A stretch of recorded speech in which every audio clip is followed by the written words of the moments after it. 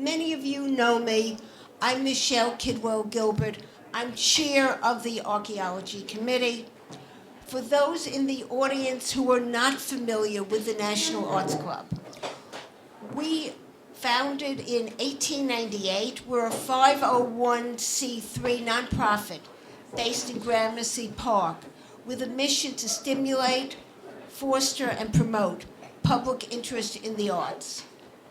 Annually, the club offers more than 150 free programs to the public. And I'd say the Archaeology Committee does around 10 a year. So it says how many committees we have.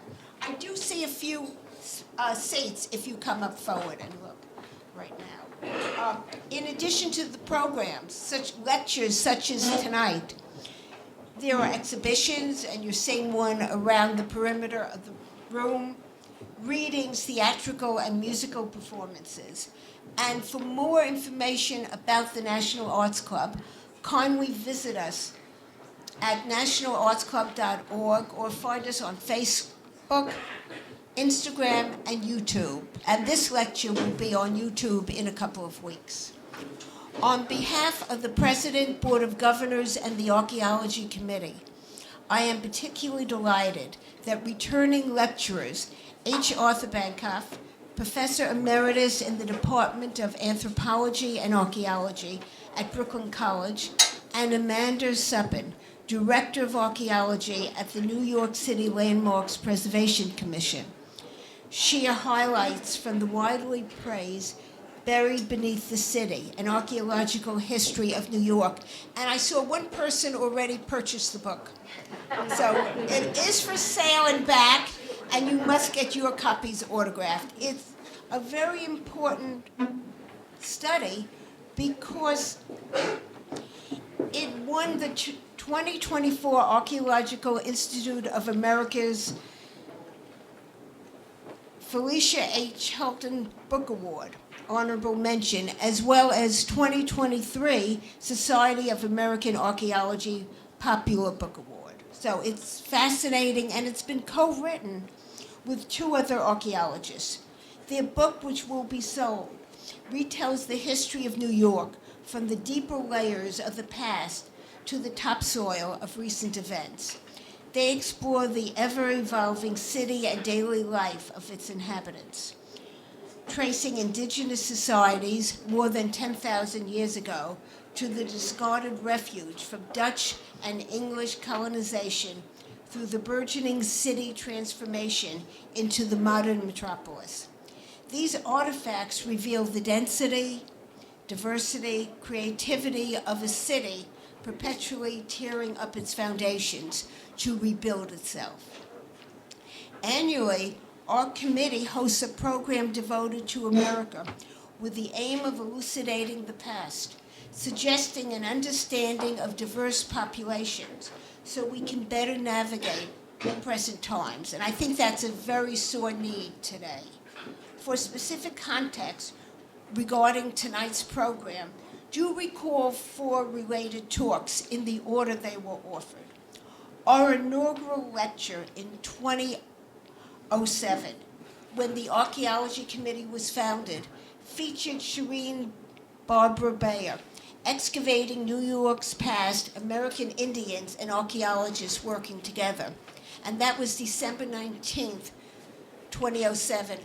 I was thinking, as I was writing this, how times have changed. This was our first program, and what did our professor from Cornell call American Indians? And today we often talk about the indigenous tribes, and we use other terminology. So there's been a lot of learning that's gone on how to approach diverse societies and groups.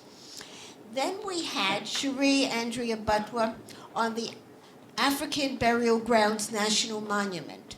She had been head of education there, and she then went on to the Underground Railroad. She headed that national site, and she's now with Ellis Island. So I'm hoping to get Cherie back for another talk. We had Julian W. Adams, who treated the colonial Dutch archaeological and architectural heritage in New York State, and he was based in Albany with the state's office.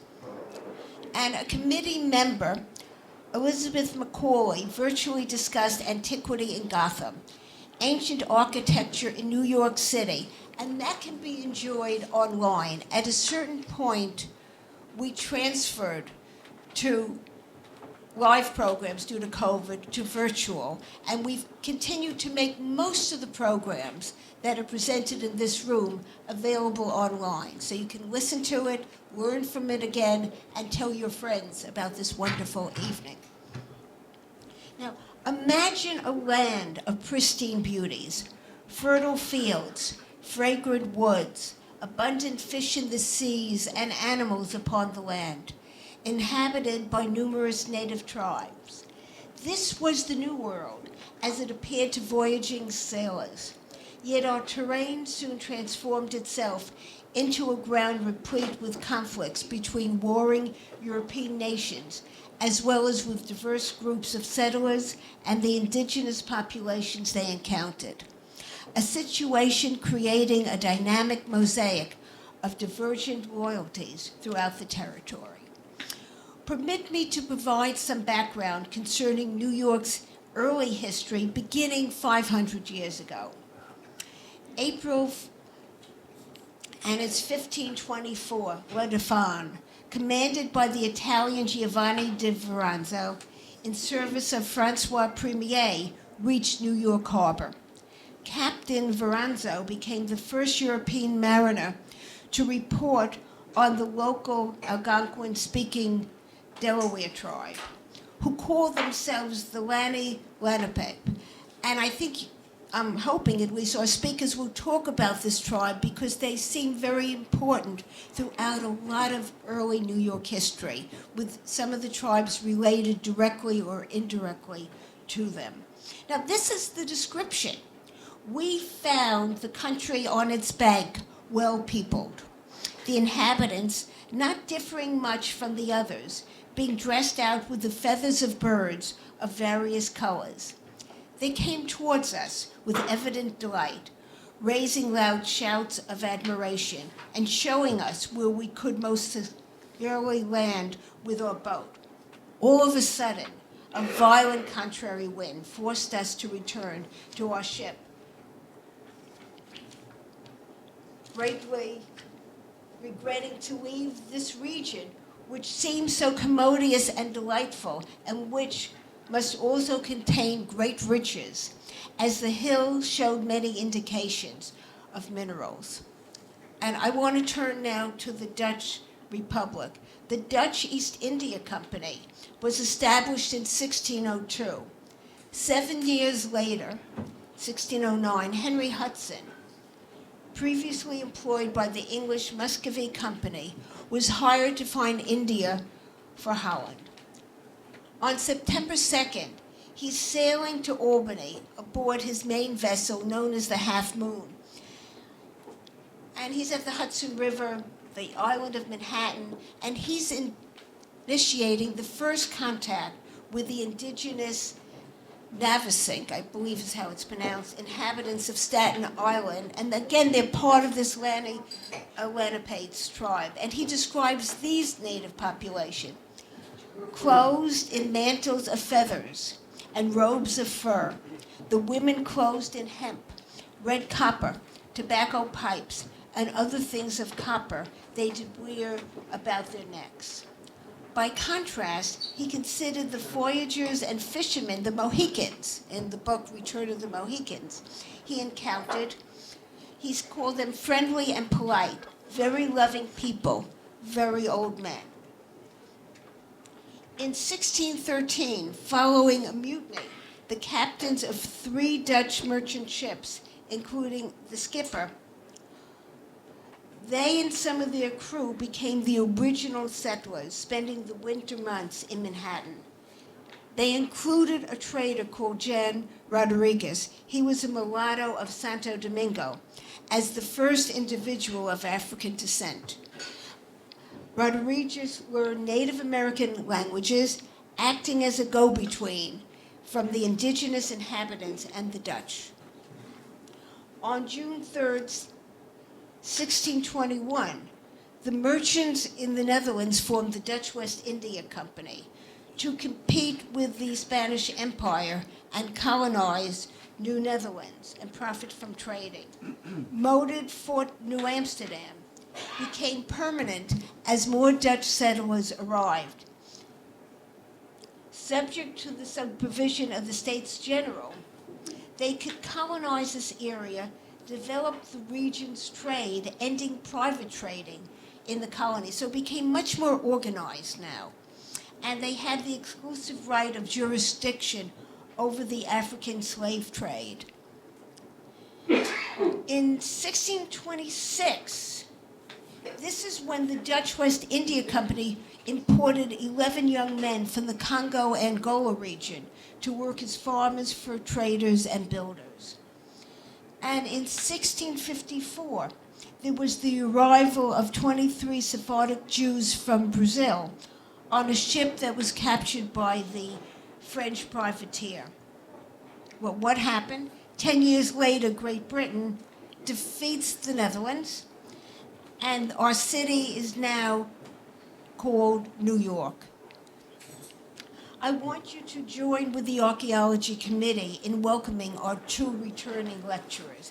And it's a pleasure to introduce Amanda Sutphin and H. Arthur Bankoff. They brilliantly lectured jointly in an early program about Brooklyn's Greenwood Cemetery, and that was in 2008. So think how long this committee has been in operation.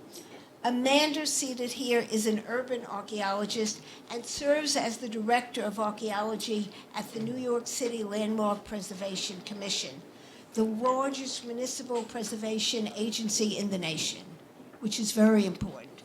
She created and manages the NYC Archaeological Repository, the Nan A. Rothschild Research Center, which curates about 1 million artifacts, making them accessible through nyc.gov/archaeology, and to scholars by appointment, and has spent more than 2 decades of professional experience protecting the city's archaeological resources. Brooklyn College Professor Emeritus. Arthur has more than 35 years of archaeological laboratory and fieldwork experience, including endeavors with the Landmarks Preservation Commission since 1997, as well as has directed Brooklyn College's Israel Then and Now summer program.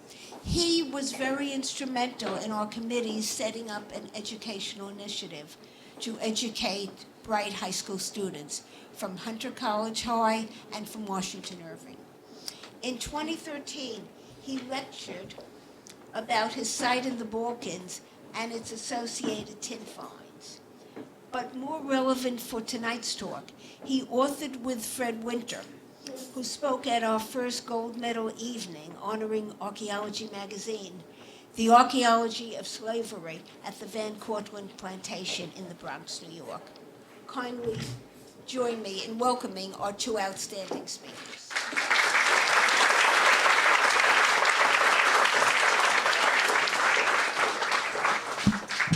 Good evening. Can everyone hear me?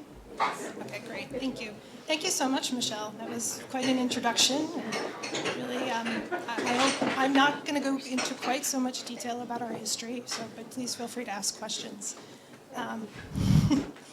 At any rate, tonight we're going to be just sharing highlights from our book, and we'll be providing a very brief introduction about who we are, what urban archaeology is, how it's usually done in the city, and what it can tell us about the past. The book was written in partnership. There were 4 archaeologists, and we really wrote it all. And it was written in partnership with Nan Rothschild. She's an urban social archaeologist who was Anne Whitney Olin Professor of Anthropology at Barnard College and is now adjunct professor at Columbia University. And 3 archaeologists with Landmarks, Arthur and I, and then also Jessica Striebel-McLean. But I do want to note Arthur has since retired.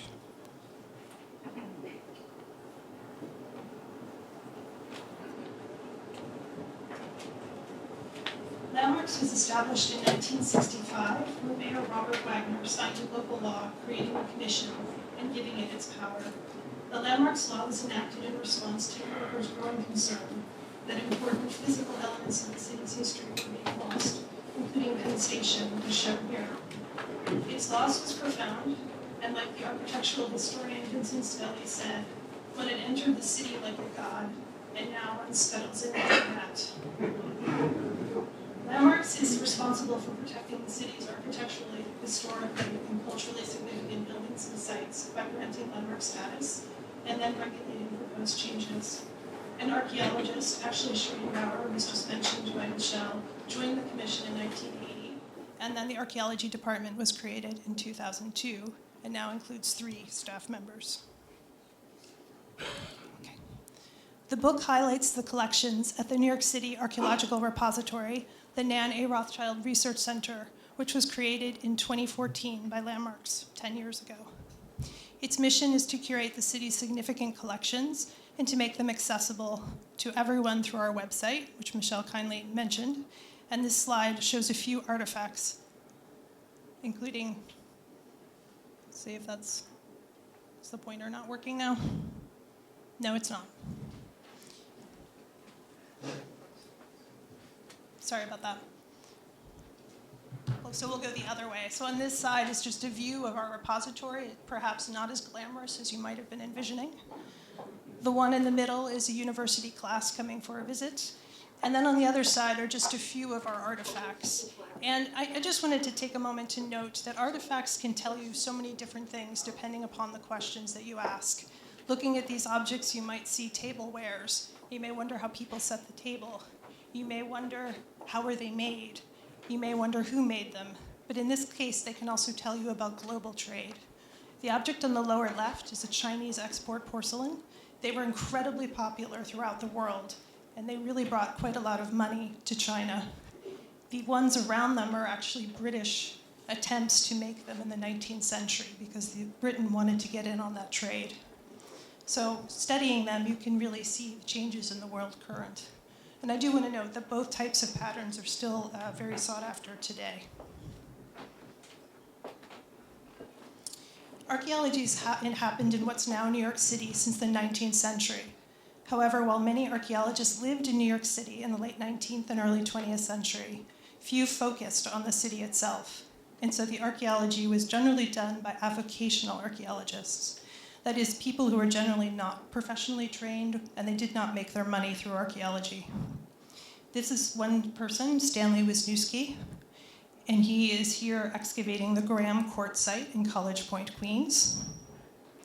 They focused their work on documenting Indigenous people sites and areas related to the Revolutionary War, which was essential as while they were doing this work, the city, with the urbanization, was spreading outward and likely destroying sites like this. So without their work, these sites would be completely unknown. I do want to note, though, that they usually did not use the same methodologies or ethics that we would do today. For example, they did not consult with indigenous tribal nations as we do today. And while there were a few professionals working in the city from the 19th century on, arguably it wasn't until the 1970s that the modern era of New York City urban archaeology emerged. Environmental review legislation was passed by the federal, state, and city levels, and that requires government agencies to consider potential impacts on archaeological resources for some types of projects. Archaeology may also be required at some landmark sites, like designated burial grounds, and some archaeology in New York is done in response to academic study, and the commission might still get involved if, for example, it's on public land. So this photo is of archaeologists standing on a late 18th century sloop that was found at the World Trade Center site in 2010. The work was done because it was required by environmental review. And this ship was initially used for trade along the East Coast and into the Caribbean. And you could tell that by studying the woodworm that was in the wood. And it was then used to create landfill. So they sank the ship at the beginning of the 19th century. They filled it with garbage, and then that's what created the land. So the Hudson River once flowed through here, and then the early 19th century, they created this land by using the ship. And there's actually quite a bit of Lower Manhattan in particular that was created the same way. This particular ship was taken out piece by piece by the archaeologists. It's now at Texas A&M being conserved, and it's to go to the New York State Museum for exhibition, hopefully soon. Our book, Buried Beneath the City, moves chronologically and interweaves the city's archaeology and history. It draws upon over 50 years of this archaeological work I mentioned, and it comes from throughout the whole city, as shown on this map. As previously noted, most of the indigenous sites we know about were excavated decades ago as the city's urbanization was expanding into areas that had not been previously developed. But there are some sites that remain, such as this one, which is Akawakang Mananahang, Island Protected from the Wind Archaeological Site, which was designated in 2021. It was in use for thousands of years as a place to gather and prepare food, and then later became a village. The site is within Conference House Park, which is in Staten Island, and Landmarks consulted with the Delaware Nation, the Delaware Tribe of Indians, and the Stockbridge-Munsee Community Band of Mohicans, who are all federally recognized as being descended from the people who once lived here. Sorry about that. I'll stop touching things.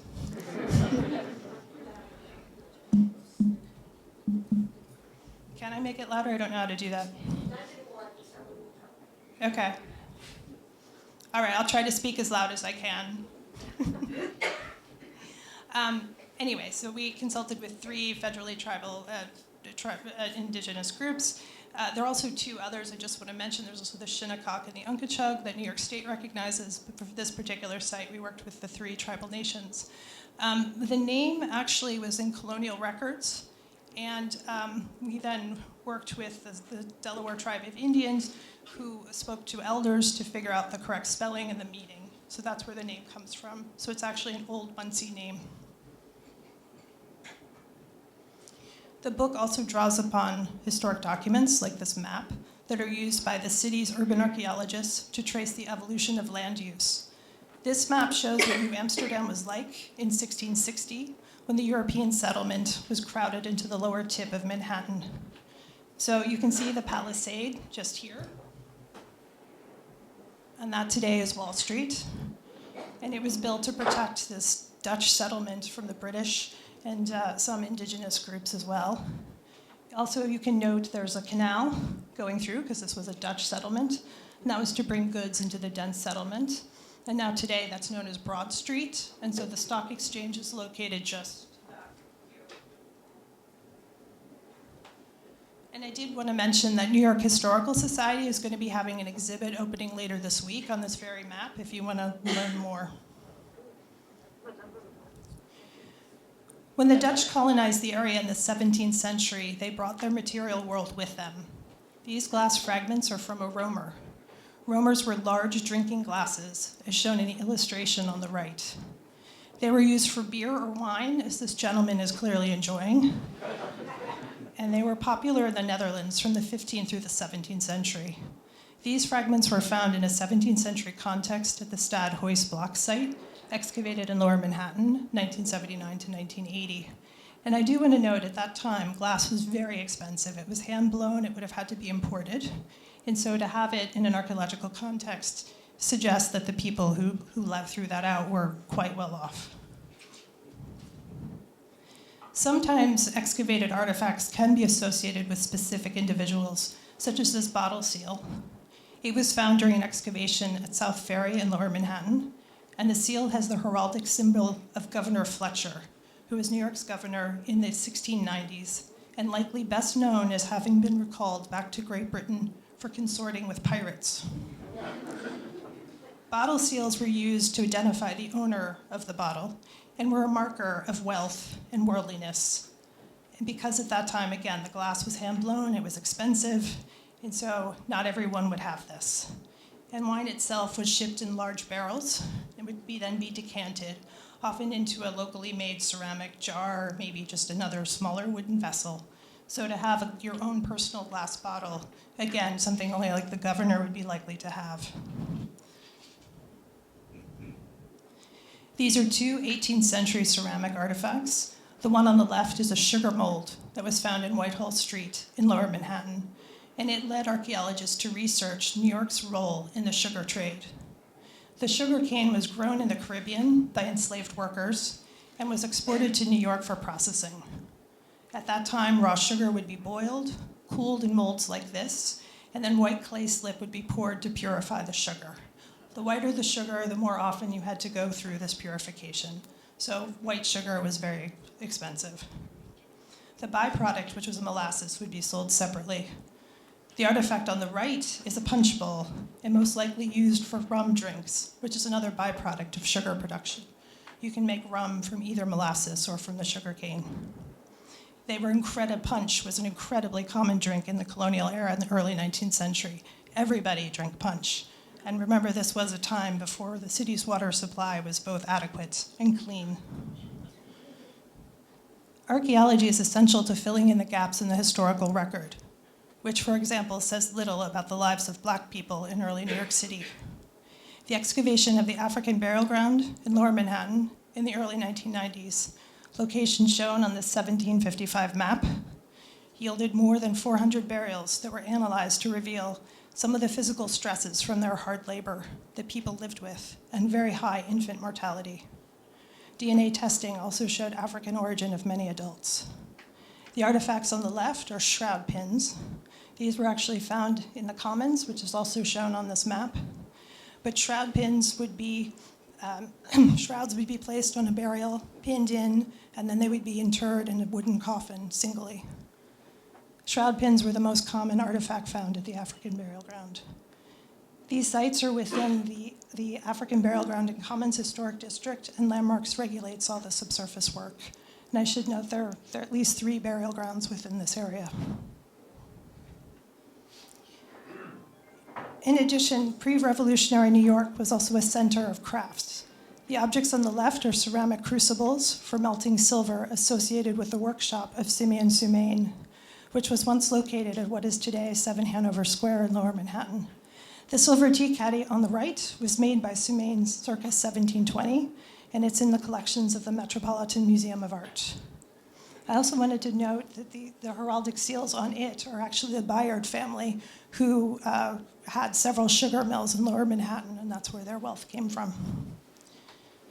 Archaeology is invaluable in documenting everyday objects like the crucibles, which can shed light on silversmithing, whereas, as you might guess, objects like the tea caddy are rarely found in the archaeological record, as they're generally passed down as heirlooms or sold. Finding this also led to additional research about Sumain himself and his household. He was a Huguenot who was expelled from France by Catholic France, and he came here and he had a large household. And the historic record reveals that many of his children died in the smallpox epidemic of 1730. And he was an enslaver, and one of his slaves was exported after the conspiracy of 1741. These bone artifacts are remnants of button making, which was one of the activities inmates of the almshouse were consigned to. The almshouse was located exactly where City Hall now stands, and was for people who were deemed unable to care for themselves, the poorest of the community. While we do not know who worked these particular bones, they help to illuminate the lives of the people of the almshouse. And now I'm going to turn over to Arthur Bankoff, and then once he's done, we'd be happy to take questions. Thank you.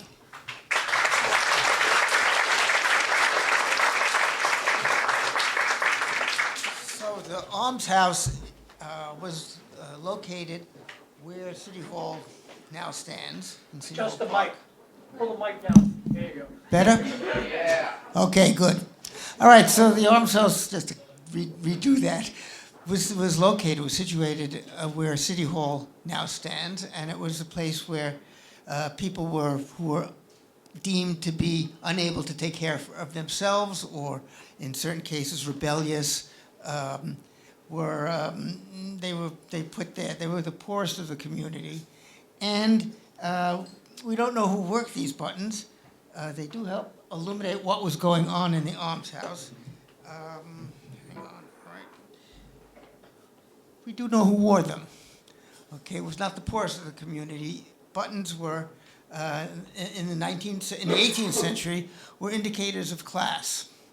This is an image of how the wealthy dressed at that time, and please note that the many buttons that are visible both on the waistcoats, the vests, and the breeches. And they would also have been buttons on the layers of underwear beneath these clothes. If you look, those gentlemen who are wearing suits or jackets, and you look at your sleeves, you can see the remnants of this kind of a fashion. 3 or 4 buttons on your sleeves, which are not meant to do anything except decorate them. The bone buttons we just saw were often covered in metal and or fabric, as shown on the vests seen in the image over here, the repliate children. And they may have been left plain for those buttons which you didn't see on the underwear. Note that men's fashions still carry echoes of these styles, right? Most blazers also have more buttons than needed. Not all buttons of the time were bone, as some wooden ones were made by cabinet makers, and jewelers made some in precious materials. Oh, okay. Archaeology could also highlight different moments of the city's history. Large and small finds testified to New York's experience of the Revolutionary War. On the left side,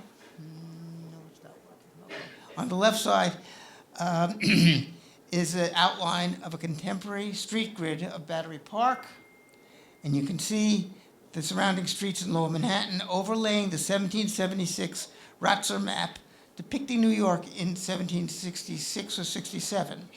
The red lines show the 1755 fortifications that were archaeologically documented during the South Ferry Terminal project, and the yellow lines show the full outline of the modern project that prompted the archaeology.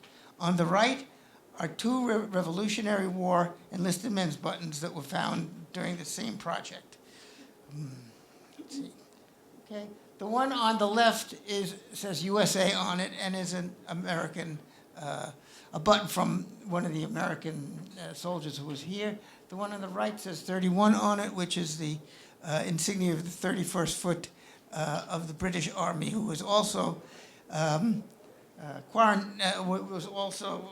left in Manhattan while in the war. Okay. Oh, also,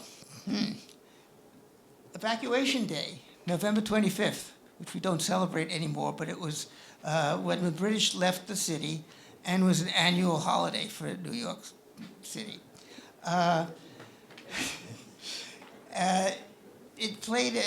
New York then played an important role in, as you probably know, in the development of the United States. It was here that the Congress of Confederation met in 1785, and here where George Washington was sworn in as the first president in 1789. It was also here that the nation's banking system was developed, and New York still is, of course, an important financial center. These pottery fragments were found in Lower Manhattan, and they show a developing sense of nationalism and patriotism, showing Columbia on the right and George Washington on the left. Now, these are, although they're American artifacts and show American nationalism, they were actually produced in England for the American market. Yeah, they got paid well. These are a sample of over 35,000 sherds that were recovered from the backyard of what had been 2 late 18th century, early 19th century stores that sold ceramics, as you can see. As they exhibit no use wear at all, it's thought they were all thrown out after being damaged in transit. This would have been a monumental loss to the merchants. These particular examples are all from one British pattern, and over 90 patterns in total were identified. And the interesting thing is, at this particular time, you start getting sets of dishes. That is, people started having not individual just plates, which each would have been different, those nice redware platters and things of that sort, or they ate on trenchers, on heavy slices of bread, and they put their meat on that, and then they could eat their plates when they were done. In any event, this was a new kind of a of a style for a new kind of a cultural change for the American public, who was imitating the British, obviously, and that's where they got these from. Oops, come on, let's go. Whoop, no. Sorry. Okay. This is ceramics were also made in New York, and in particular, the city was known for its stonewares. This stoneware jar fragment was made by Thomas Camero between 1793 and 1819, and was found by archaeologists during a water main project by the Department of Design and Construction at Fulton Street in Lower Manhattan. The tri-lobe tassel that you can see over there is Camero's trademark. He was born enslaved, but he later gave his freedom and founded a pottery in Corlier's Hook in Lower Manhattan on the east side by the river. In 1820, he left New York and went to Sierra Leone as a founding leader of a settlement sponsored by the American Colonization Society. The New York Historical Society had an exhibit about his work last year.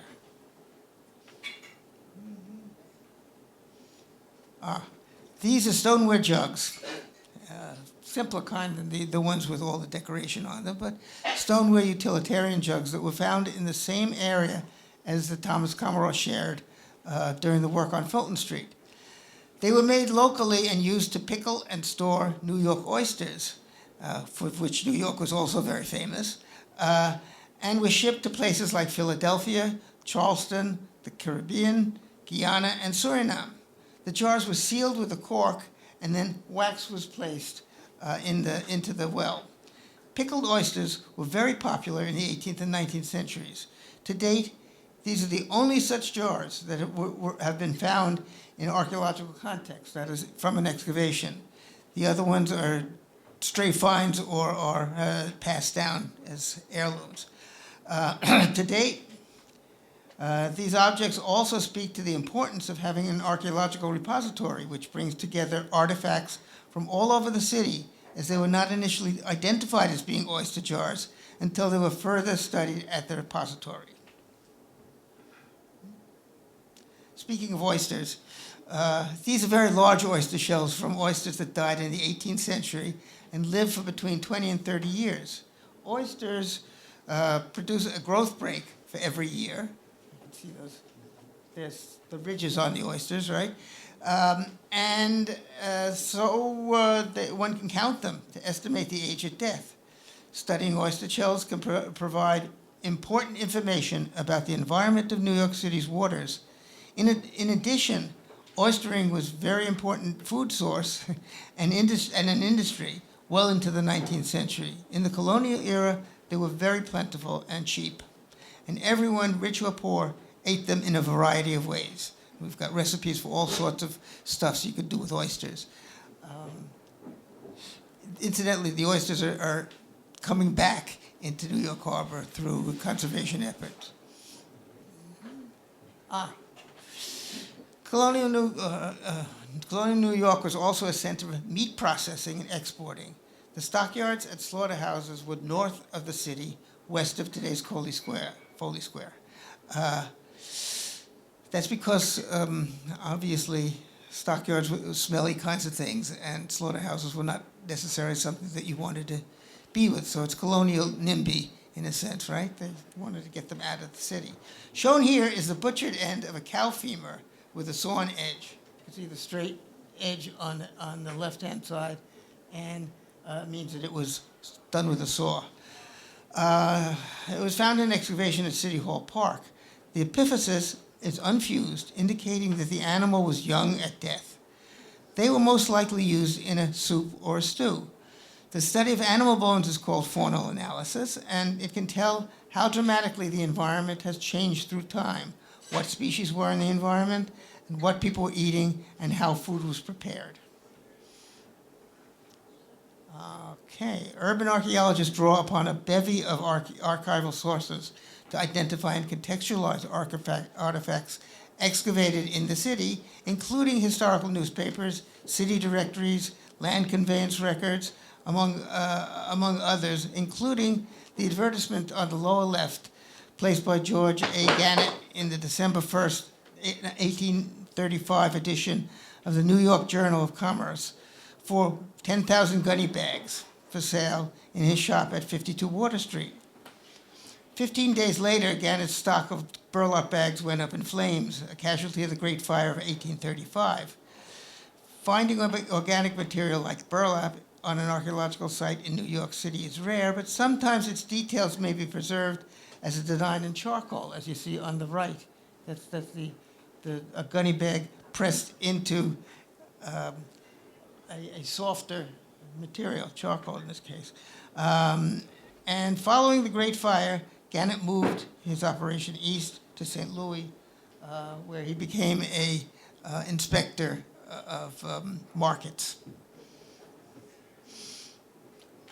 Sometimes, however, the personal details of the individuals remain as elusive as the name of the person who used and lost this 19th century short-stemmed Turkish pipe.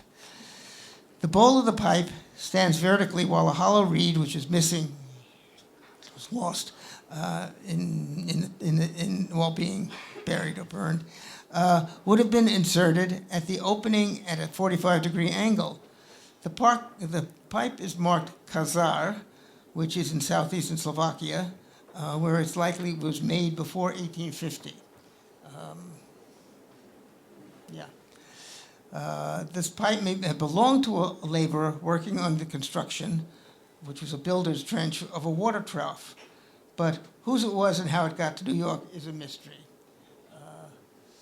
These pipes were very favored kinds of things, certainly in Europe, but this is the only one that I can think of that's in New York. Okay, these ceramic fragments that were found at two distinct sites in Lower Manhattan were likely made in Staffordshire, England. Both contain the words temperance and industry, and one also includes a stylized beehive, which was a symbol for industry. They are associated with the temperance movement and with Father Matthew in particular. He was an Irish Catholic priest who was invited by the temperance movement to come to the United States. He was here from 1849 to 1851, preaching that crime and poverty were a direct result of drunkenness. This is a rare find of artifacts. It can be directly linked to political movements. We've got other things such as buttons with candidates' names on them and so on. But this is one which is slightly more difficult to link to a movement. Wrong way. One-way street. Okay, do it that way. These are patent medicine bottles, and they were sold in 19th century to treat many ills. The one on the left was marketed to people traveling in bilious climates and proposed to purify the blood and promote the discharge of bile. Okay, so if you're going to a bilious climate, whatever that is, you would take some of this stuff and feel okay. The middle one contained Dr. O'Toole's cough remedy, which was marketed as curing a wide range of illnesses, mostly having coughs, including tuberculosis, which did not have a cure then. And the one on the right was Ayer's Cheery Pectoral Cough Medicine, which was marketed for coughs, croup, asthma, and sore throats, and initially included heroin, morphine, and alcohol.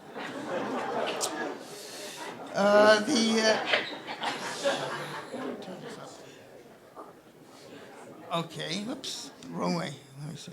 That's wrong way too. Can't. Okay, it's gendering the artifacts. That is saying who probably used them is a rather difficult thing very often. And if you look at let me get back from the teapot. Come on. No. Can't work this thing. I don't know. Okay, if you look at the patent medicine, how do we do that? Do we know? Let me see what's doing with it. Nah. Okay. Okay, we'll work this out. Thank you, Amanda. Okay, somebody take care of me. Yes, thank you. See, I got the thank you. All right. So if you look at the patent medicine bottles, you can imagine that they probably were most often used by women. Not that men didn't get sick, but men had alcohol to turn to, and women were not really supposed to do that. So. That's why we've got this. That's one thing you can do. They tend to show social conditions at the time and cultural changes as well. Okay. All right. Another important story obscured by history, as that archaeology has now helped to tell, is that of Seneca Village. This was a community settled by black people in 1825 at a time when some black people in New York were still enslaved. It became an interracial community after 1840. The village was located about 3 miles north from the then densely settled area of Lower Manhattan. You can see actually on the map where it is.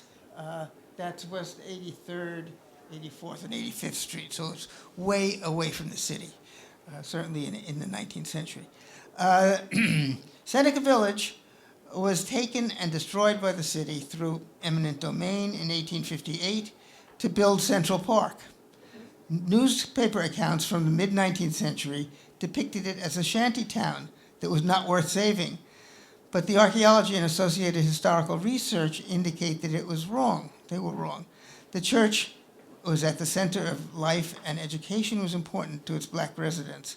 The researchers determined that basically, it was that education and religion and the artifacts there are basically middle class, not a shanty town at all. And the structures that were there were well-built houses rather than shanties.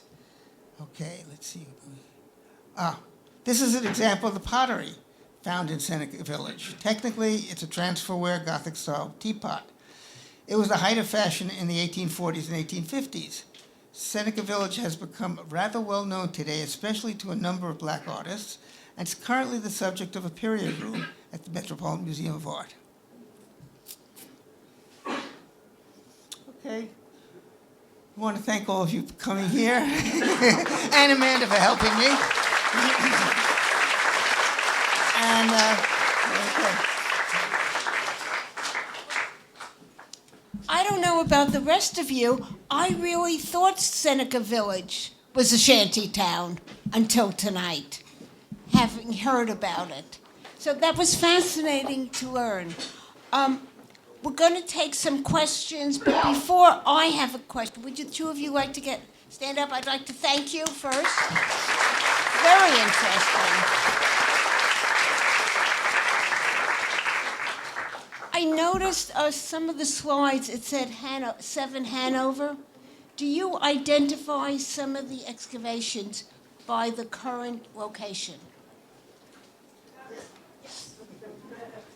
Yes, yeah, most of them are by address. We tend to call it whatever the original excavators called it. So you might have seen some of them were the Stadhuis block site. That was an excavation in 1979 to 1980, so we refer to it that way as well. And just so that it was, they were looking for the first Dutch city hall. They didn't find it, but they did find a Lovelace Tavern, which the British used as a city hall in the 1690s. And if someone happens to see, we're New Yorkers, and if we happen to see an excavation going on, can we join? Can we go out and look, ask questions, or are we to stand back? I'm sure we've seen things. Wow, okay.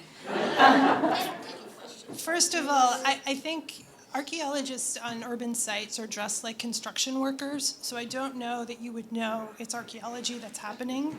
You might just think it's just Con Edison, or because they're wearing hard hats with safety vests. But if you did realize that it was archaeology, you're welcome to ask questions, but you would not be invited to join them. There's a lot of site liability issues for the professionals, and there are some archaeological field schools that happen from time to time. Arthur used to run one in the summer, but now he's retired. let's take some questions now. Yes. Before the pandemic, grit by Washington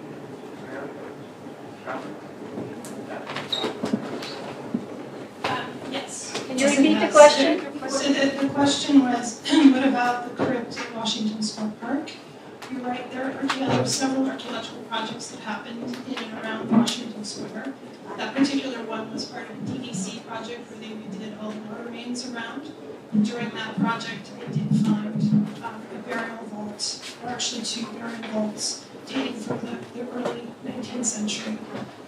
They were left in place, they were intact, they were left in place. The city did consult with the descendant church about what to do, but they still there were human remains that were found during that project and in the park, because the park was used as a potter's field from 1797 to 1825. And those remains were actually reinterred during the pandemic, and now there's a monument, there's a marker at the site. In addition, the other thing that's just gone into Washington Square, there was a headstone, a James Jackson headstone that was discovered during one of those projects. People who died from disease epidemics were not allowed to be interred in other burial grounds. They had to go into the potter's field as a protected health measure at the time.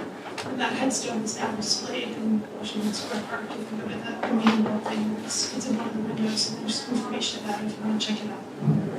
How did they have in the audience some people associated with Washington Square Music Festival? So you have a job. The next time you're there for the concerts, find the marker and let us know so we can announce it. Oh, and there is a report if you want to check it out on our Landmarks website. If you go to nyc.gov/landmarks for that one, with archaeology, and then we have all the city's archaeological reports are online, unless we're worried about the name. Those are not online. We're not worried about that. Or the name. Yes. Thank you so much. Is every construction project in the city required to go through a process during the dig so that you can tell whether there's something there? The short answer is no.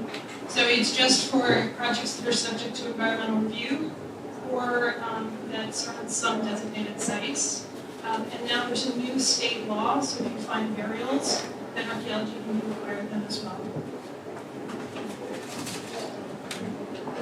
Yes, right in back there. Yes. You want to stand up so we can all hear you.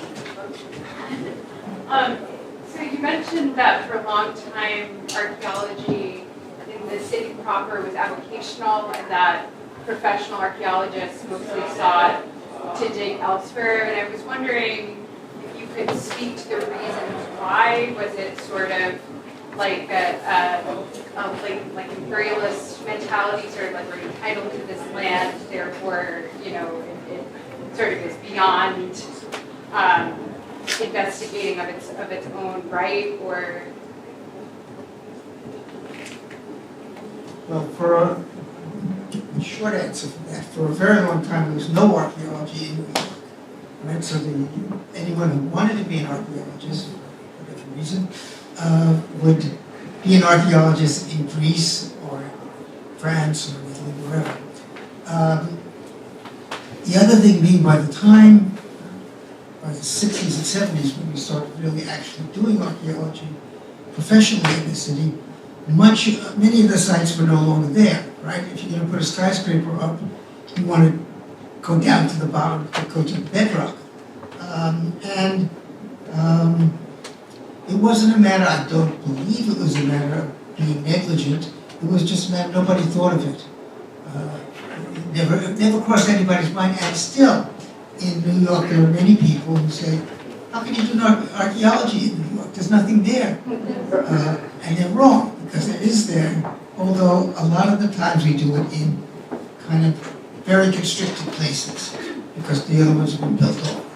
So that's the short answer. Was it like the shift in the 60s and 70s, sort of the confluence of a greater recognition of the Indigenous people that had been here, or was it just a shift in like the field of archaeology in general?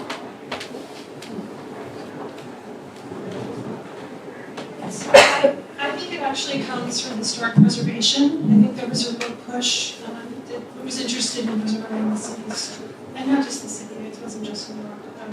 New York did have a large role with the creation of the Landmarks Preservation Commission. And I think through that advocacy also led to be concerned about archaeological resources as well. So now, through the environmental review regulations, it's dovetailed with the historic, with the standing architectural resources as well. The other interesting thing about archaeology in the United States is it tends to be very divided by field. So we're both anthropological archaeologists, but there's a lot of other types of archaeologists, like Egyptologists or classical archaeologists, who have different training. You know, their studies are history or classics or something else. So it's kind of interesting that the way archaeology evolved here in the United States took this approach. It's different in other parts of the world. So I think that might be part of it, where many of the archaeologists, the early archaeologists here, are classicists, Egyptologists, and so on. I just want to speak to that point, because I think it's very essential. And it's that the tradition of archaeology really began in Greece, Italy, the Middle East. You know, Agatha Christie's husband was an archaeologist in the Middle East. And it's important to expand, that we don't focus just on that. And that's one of the reasons that the Archaeology Committee has as a mission every year a program on the Americas. We have to know our own history. Yes, Lee. Are the artifacts of the Indigenous people that were found that we saw in the cabinet, are you attempting to identify them so that they can go back to their clan or their tribes, like the Smithsonian is doing in other museums across the United States? Yes. So right now, what we will be doing full NAGPRA consultation, we're developing a summary. Actually, in December, there was new guidance that was passed by the Department of Interiors, which delineates the process. So yes, we're absolutely. And when you say that, if you happen to be digging in your backyard and you find something that is Native American, it's not yours. Okay, keep it in mind. Over the 5 years, I'm curious if there's an area that you feel has been overlooked and is ripe for archaeology.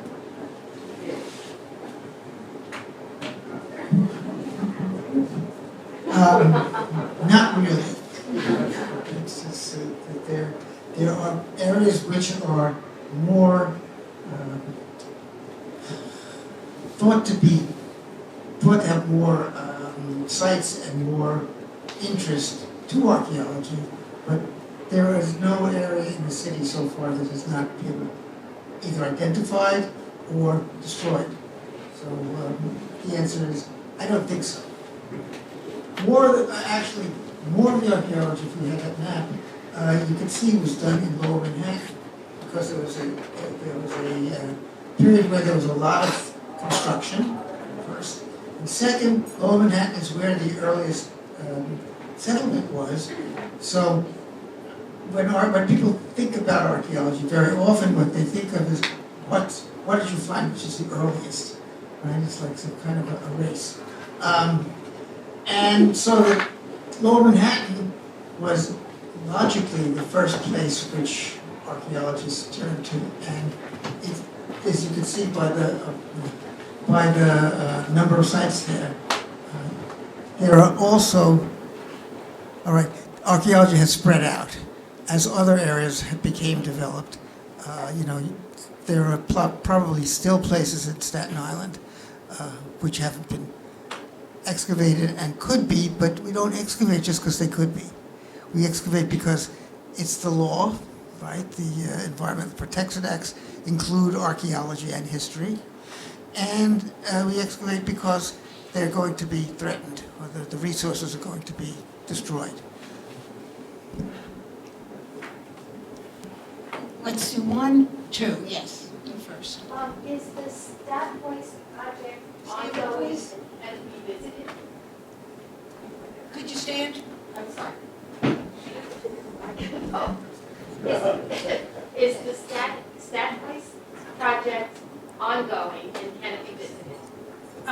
No, it's not. The fieldwork was finished in 1980. But if you go to the site at 85 Broad Street, there is an exterior exhibit that you can visit. And then the collection, we do have that collection at the repository, and we're putting more information about the project online all the time. So you can also visit us online. And again, just to drive nyc.gov/archaeology. If you forget, you can just Google. And then there was yes. Have there been any? Can you stand? Have there been any archaeological investigations of the waterways in the Hudson River, the East River, any dives or like coring or anything done? Yes, there have been. There's an incredible coring operation that happened. It was done actually by the Army Corps, and they had archaeologists do many cores to try to really to do a fine-grained history of what those cores can tell you. That report is on our website. The other waterways, it's truthfully, it becomes a jurisdictional thing. So it's actually the New York State Museum that manages the waterways. So New York City owns a couple of our waterways, like at Coney Island. It's kind of these weird little spaces, and archaeology has not occurred there. But, so yes, the answer is yes, but I am not the right person to ask, I'm sorry. Yeah.